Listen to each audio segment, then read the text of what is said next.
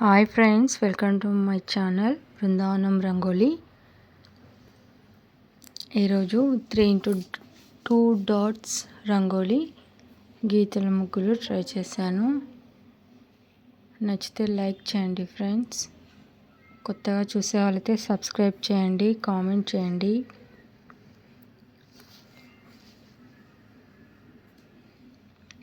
సింపుల్గా గీతల ముగ్గు 5x2 డాట్స్ రంగోలీ. ఇది డైలీ యూస్గా వేసుకోవచ్చు. దీన్నే కొద్దిగా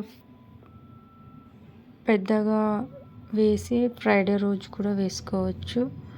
బాగుంటుంది ఫ్రెండ్స్, ట్రై చేయండి.